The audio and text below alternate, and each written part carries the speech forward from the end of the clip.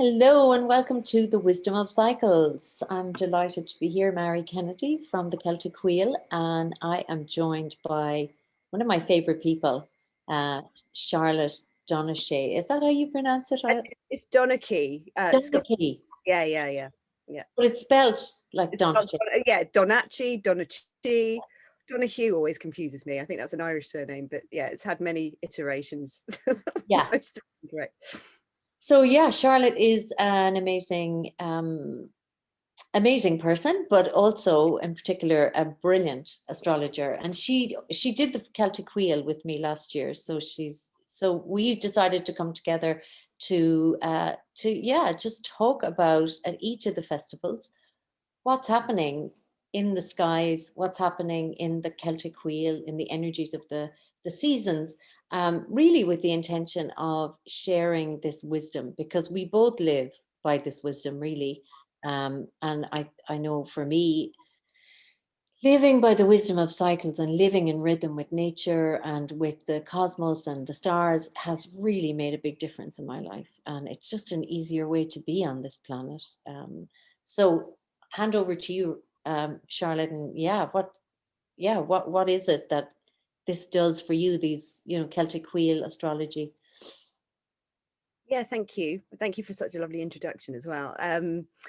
So I got into astrology. I've always been into it, but I got fully into it in 2018. Started studying in December 2018.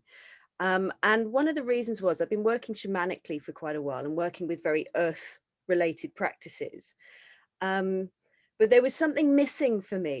It was one thing working in this realm quite solidly and connecting with nature, but there was something cosmic, as you say, and I guess kind of mental that I felt like I needed to tap into. And astrology sort of found me rather than me finding it.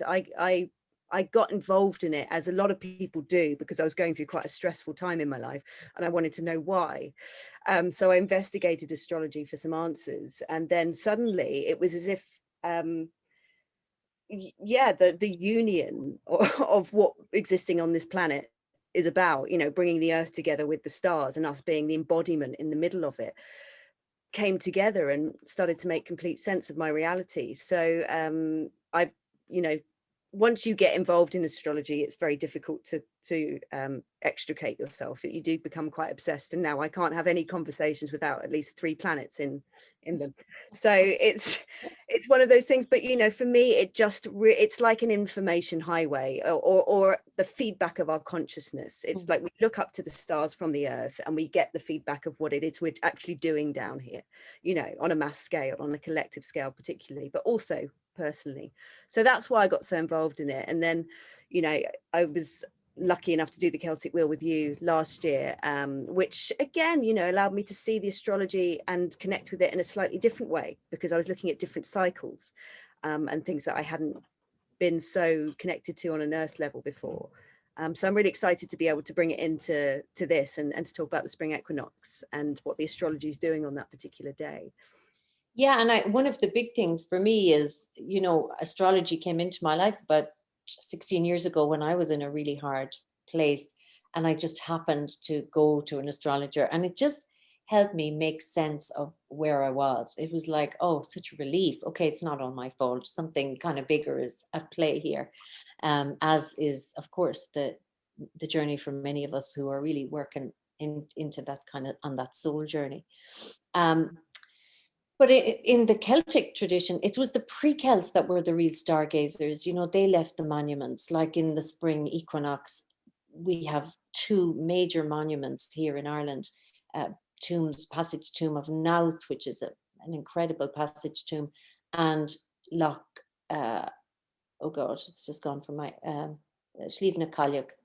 I can't remember. Oh dear. Well, anyway, so Loch Crew. So wow, that kind of just went. It is just to let you off a bit there. It is Pisces season. We've got 3 planets in Pisces and Mercury going into Pisces. So if your brain's all over the place, you can blame the planets. See, that's why I love it. Anyway, so these were stargazers because these monuments are aligned to the sunrise on the spring equinox and the autumn equinox, but on the spring equinox, those are the power places. So it's so interesting. That's why I really bring it into the wheel now more. So yeah, maybe I'll start a little bit with what are the energies of this spring equinox, or the spring equinox. And let me just share my screen, because it's nice to see where it falls with all the others. So just bear with me.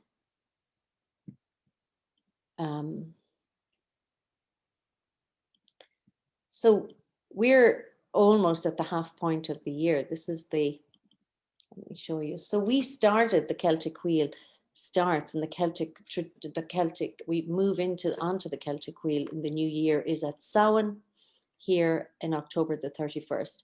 But here we move into the winter solstice, then Imbolc, which we just had, and spring equinox. So the spring equinox is actually the midpoint of spring.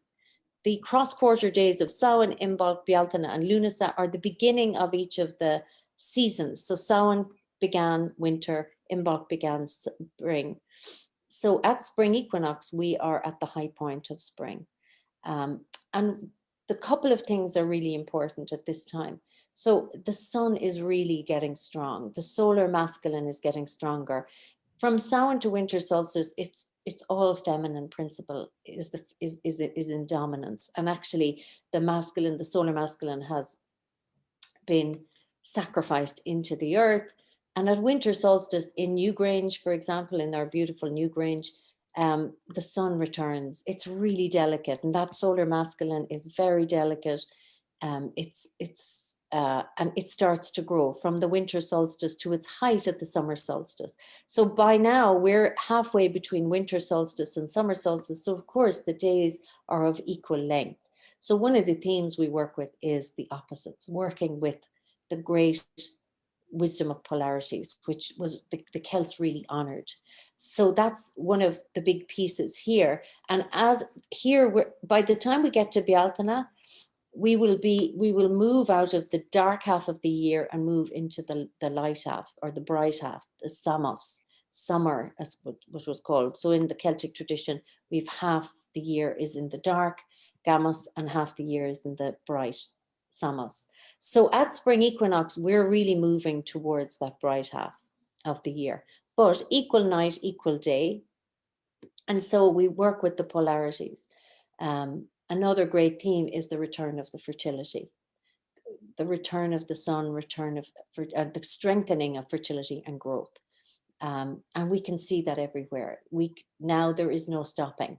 Even at Imbolc, at the beginning of spring, it was barely perceivable, but now it's in. We've longer days, we've the buds, we've daffodils, we've primroses, and they all represent the sun. Look, the color of those flowers alone are like the sun. So he is becoming stronger with every day.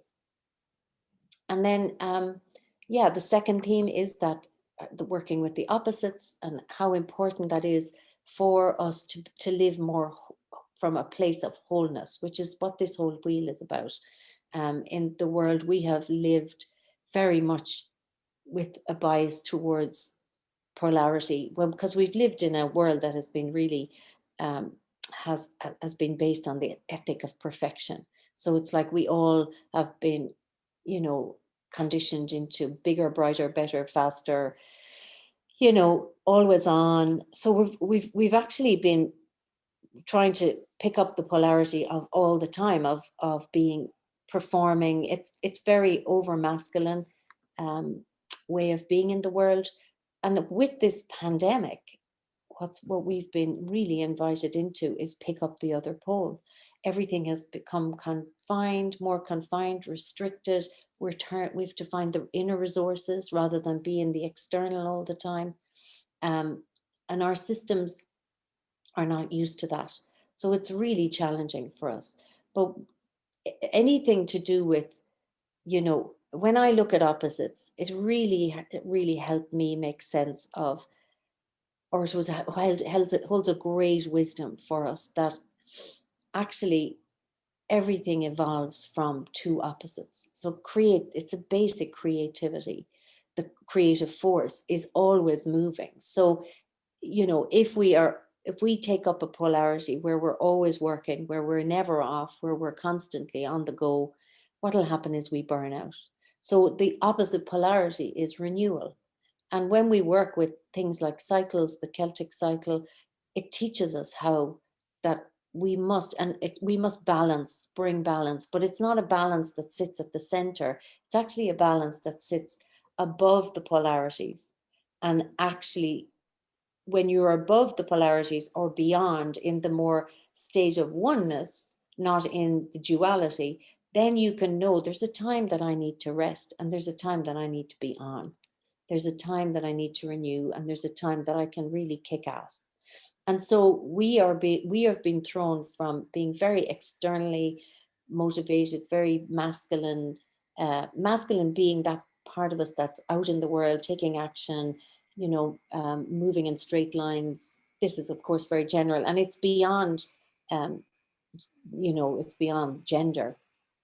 But and we have our whole modern culture has been, you know, science based. The mystical has been thrown out.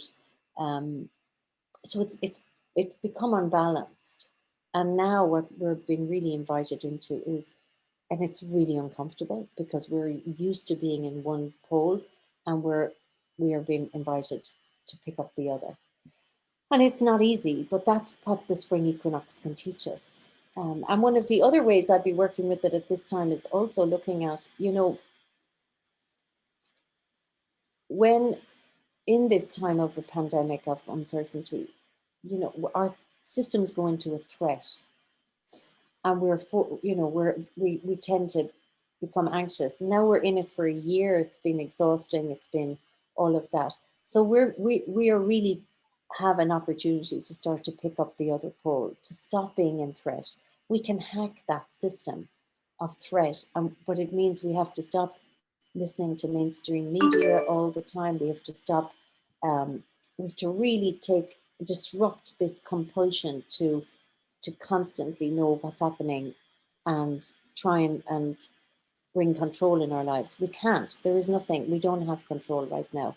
So, but we do have control over our own systems and how. So that's another way I would be working with it. And also in the spring equinox, we're really working with, like, the energy has become quite focused. Where from Samhain to spring equinox, or from Samhain to Imbolc, it was very feminine. So there wasn't so much focus. The feminine is much more spacious, and, you know, in the more chaos, uncertain. She's really comfortable in the uncertainty, that mode inside us, very creative. And but now we're being invited to really focus on what is it that we want to bring in, get intentional, create, you know, bring this focus that we have. Like, how do we want to create a new world? What world do we want to create? And how can in the Celtic Wheel, we work with our fiery arrows, which are our intentions. And we have 3 fiery arrows at Imbolc, and at spring equinox, we really make a commitment to them. So what is it that your soul is really wanting to manifest in the world? And at this stage, you know, how is that going to contribute to a new world? So I'll pause there, Charlotte, and invite you to come in, rather than, I could go on all day, of course, but yeah, just invite you to come in with your wisdom of actually what's happening in the skies and how maybe it relates to this. Thank you. Okay, I shall share my screen so you can have a look. So obviously, you know, for anyone watching this, please don't feel that you need to be able to decode what I've just put on the screen. This is, you know, this is basically the astrological chart for the equinox, the spring equinox. But I do think it's quite nice to be able to have a look at the beauty of what's being cast in the sky. And I am going to obviously talk about what I can interpret, related to what you've been saying, Murray, about you know, the polarity and also the relationship between masculine and feminine. I mean, there's so much here and it's so rich. I'm going to have to rein myself in a little bit, I think.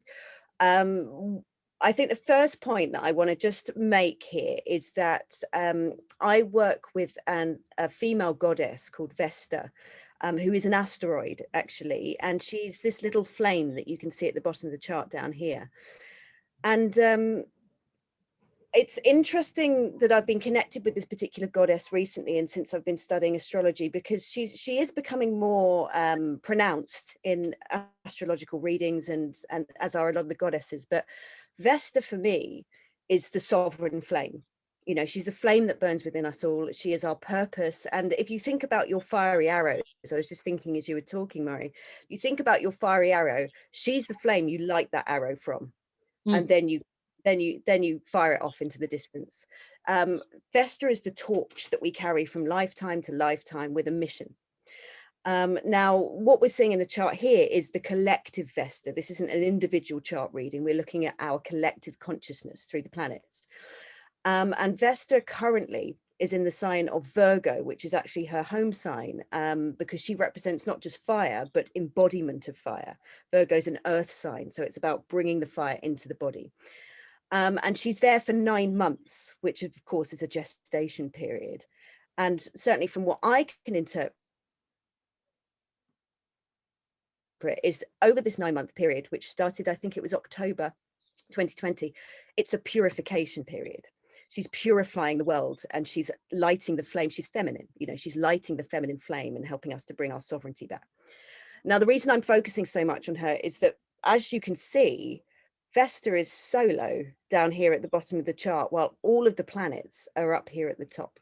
We've got actually what we would call a bucket formation, where this is, you know, the contents of the bucket, and then Vesta would be the handle. And what that means, you can even see from which this is a very rare design going on in the center of the chart, but Murray, you described it as like a diamond, everything pointing to this one planet. And of course, diamonds are something that form under great pressure and create something beautiful. So I feel that there's an incredible alchemy happening in the astrology of the equinox that is about our collective purification. And with Vesta being this sort of outlet. So I do think that what we're going to be seeing is, on an earth and a physical level, some perhaps events, but certainly, you know, probably events, but rhythms that are tied into purifying the way that we see the world, the way that we are in the world, and the way particularly that we think the world is. And coming to that point of polarity, we have something also in the sky called the South and the North node. I'll point to them just so you can see. This is the South node that looks like a frog, and this is the North node that looks like a pair of headphones. Now, these two polarity points in the sky, again, are affecting us collectively at the moment. And the South node relates to the past and what we're shedding, and the North node relates to let's call it a point of destiny, what we're moving towards. It's what's happening is the South node is saying, you've got too much of this and we need more of this. So coming to what you were saying, Mari, about, you know, when we get too stuck on one side of something, we need to go to the polarity, because we cannot find the equilibrium by just walking into the center.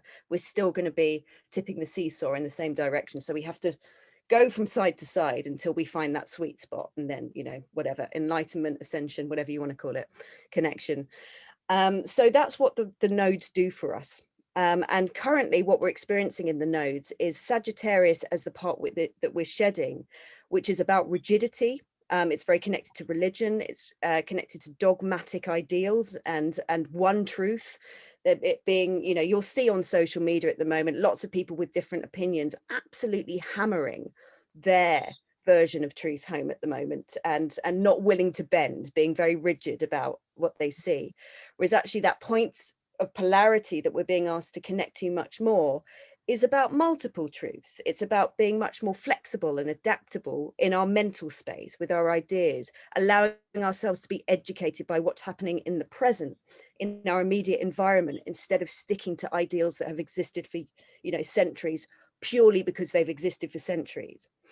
So there's a couple of planets that are surrounding that North node on the equinox.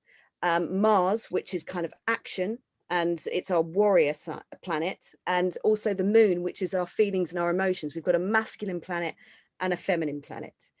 So the magnetism towards that north node on the equinox is about pulling us out of that polarity of being rigid and dogmatic and stuck, and saying you need to start responding to what's happening out here in front of you right now. And at the same time, the planet Jupiter, which is about abundance and excess and optimism and freedom and fortune, is in the sign of Aquarius, which, you know, unless you've been asleep for several years, you'll know that's the age we're ingressing into. Aquarius is actually, you know, we have that song, oh, you know, the age of Aquarius, etc. It's a little bit misleading because it makes it sound all hippy dippy and light and unicorns, rainbows. It's not, I'm afraid. Aquarius is very objective. It's technological. It's very related to computers, technology, organisms, humanitarianism, community. What it is, it's about creating something that functions in synchronicity. So it's not about hierarchy. That's what we're moving out of. We're moving into an age that's about almost recoding humanity so that it's a perfectly working organism. And with Jupiter being at the position it is in what we call the midheaven of the chart, which you can see it's like an arrow going out. Jupiter's kind of giving a boost to the age of Aquarius, because we're not there yet. It's coming in waves. It's not something that just lands on the doorstep. Jupiter's kind of going, okay, boom, what are we creating here? And because we've got all of this action happening, this is above the horizon over here. It's out in the open. I think it's, and of course, we've got the masculine sun, we've got the light coming back. So there's this feeling of forward, outward, direct motion of, okay, what are we seeing? What are we thinking? What are we doing? What are we creating? Who are we? What is this? All the time with Vesta, this goddess down here. Let's call this the feminine section of the chart, because this is below the horizon. So it's like the underworld going, have you got your flame? Are you connected to your flame? Are you plugged into your sovereignty? Because you can fire as many arrows if you want as you want out there, but if you haven't lit it from here, it's just gonna whoo. So so interesting, because that also relates to how we work in the wheel with, you know, the in dream time between the winter solstice and Imbolc, we are sitting listening to that deep soul depth of ourselves, which is that Vesta flame, I suppose. And then our arrows, we shoot our arrows from there, because any arrows that come more from the strategic mind, they're just like, they're not going to, it's, you know, it's always looking for certainty, and it's always looking for to be looked after, really, and to be safe. And this is a time where I feel is like we're soul making. We're like really coming from living, learning to live from the depths. Yeah. yeah. And another point to add to that is that Vesta is in what we call a square, so 90-degree angle between both of these nodes. Mm. In evolutionary astrology, which is primarily what I work with, if something's square the nodes, it means you've got a choice. You either go back the way you were coming, or you go towards the future. Now, obviously, the desire and the wish is to go towards the north node, because that's what we're evolving towards. But there's a choice. You can choose to go back towards what you're already doing and back towards the familiar. But exactly as you were saying, this Sagittarius Gemini is an information axis. You know, they're both connected to knowledge. But what knowledge do we have if we don't integrate the feminine and the body and the sovereign flame? So, you know, it's almost like she's acting as a gatekeeper, saying you can't just bounce from one idea to another. You have to integrate into your earth reality this new information, this new way, these, you know, these ideas that you're coming up with, and then you're going to be able to move wholesomely towards that opposite polarity. She's just sitting in the middle here. I mean, she's kind of the sweet spot, really, of all.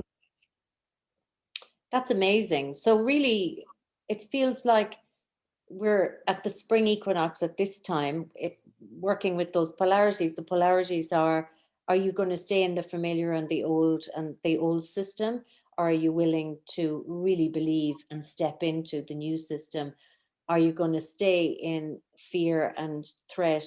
Or are you going to consciously take self-responsibility to move into the, you know, the different states that are more elevated, that Yeah. actually are more open and less shut down, which is not easy, you know, when we're faced with all this stuff. But and then it sounds like it's, you know, because it's at this time in the cycle, it's such a time of what we can, like, every part of the cycle is is part of creation, because it's the creative cycle. But at this time, it's moving from the formless, from what was invisible, unseen, into the form. Like, we are seeing nature burst open. Yeah. So there's something about that, that's a critical point. And it sounds like with Jupiter there, I don't know, you know me, but I'm just like, when listening to you, it's like, oh, Jupiter is kind of like, okay, we're going for it. Are you coming? Yeah. Yeah. And that's the thing, you know, Jupiter is, he's sometimes, again, a bit misleading to say that he's always the giver of fortune. He just makes everything bigger. Mm. But if it's good, then he'll make that bigger. If it's bad, he'll make that bigger. But so, you know, there's going to be different sides to what's elevated through his energy. But the fact that he's sat there on what we could consider the fiery arrow of the collective, going da, da, da, da, and Mars, which is the warrior on this north node, but also having to bring along the moon, which is our feminine, our feelings, you know, the mother in us. And exactly as you say, it's about being adaptable, mental flexibility here, and not, you know, you can hang on to your old beliefs, and you don't have to, you know, destroy all of them. But it's just, rather than holding on to them for the sake of holding on to them, it's how can, you know, the world has changed. How can you flex with that? How can you allow a completely different, slightly unfathomable version of reality to start edging its way in? And I feel like, you know, that sun in Aries is really, you know, the equinox is this point of going, right, you know, the world has changed dramatically since this time last year. And the warrior is stepping out. The sun is the central role. You know, the warrior is stepping out into his role again, ready, but in a completely different world. So I think it's going to be very exciting to see what may unfold as a result of that. Amazing. Yeah. There's a lot there, a lot to, yeah, I love how it, you know, how it's showing us in, you know, at this time, you know, how astrology, because it changes all the time. Mhm. The themes of the wheel don't change all the time, but how we work with them do change in Yeah. terms of what's happening in the world. So I love that North and South Node and Vesta, and that sovereign flame, which is so important um, right now. Yeah. So thank you. That's, if you, anything else you want to add? No, I don't think so. I mean, the only thing that I would say, just as a guide to people working individually with this, because I know that astrology, if you don't have any background of it, can be a bit bamboozling. And sometimes you're like, well, what am I supposed to do? You're not really supposed to do anything. But it's just making sure that wherever you take yourself as you move into this masculine expression, as you start directing your energy outwards, just make sure you've got your flame with you, you know, make sure that it's yours and not the ideas of someone else or, you know, something else that's guiding you, but it's coming from within, which does take courage, because we've not been raised or nurtured to believe in our own story. You know, we've been asked to adhere to a collective story that's, I would say, has been pretty enslaving, and that's what we're coming out of. Yeah. So yeah, That's really clear and lovely. Yeah, lovely.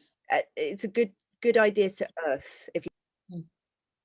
you, but so yeah, that's the only thing I would say on that. When you say earth, can you say a little bit more about that for anyone who doesn't know what that means? Yeah, I mean, I would say particularly this month and the lead up, because we've got a lot of planets in Pisces right now, which is very, very dreamy energy, very kind of beautiful, you know, music. You'll hear songs in your head, you'll have, you know, fantastic dreams, and you'll feel quite loved up potentially, but it can also get very foggy and lost.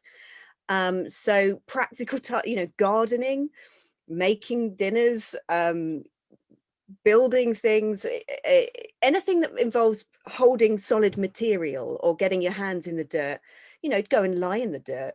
But things that or walk barefoot, that's one of the Yeah. simplest things to do. Walk barefoot, just feel the earth, because it's the energy leading up to the equinox is very high. And you don't want to escape. You want to make sure that you're bringing it down rather than disappearing up. Yeah. Amazing. Amazing. And yeah, and then just a nice way to celebrate any of these festivals is, of course, with ritual. So that's, and you make it your own, in whatever way. There are lots of ways that you can work with, bringing the flowers in, the time for seeding. We've seeded quite a bit in terms of, are prepared to seed since Imbolc. So now it's time to seed new possibilities, new ideas, fiery arrows. Just sit in nature and watch the sun rise, and see how high it's coming. It's moving in the sky. Loads of ways. Light a fire. Do things with Yeah. that just, it's to mark this transition. And then we've a beautiful way in the Celtic tradition. It's every 6 to 7 weeks, so it's a lovely way of stepping out of your normal, whatever normal is now these days, and then just really connecting with the depths, which I think will connect you into that Vesta, that sovereign soul piece. Okay, so thank you, Charlotte. Thank you so much. Yeah. It's been great. Yeah, really nice. And yeah, we're planning to do these on every festival in advance. So just to touch everybody, touch us into the energies that are around, and maybe help drop us more into living from the rhythms and resonance of nature and the cosmos. So thank you. It's been great to have you. Thank you very much. It's been great to be here.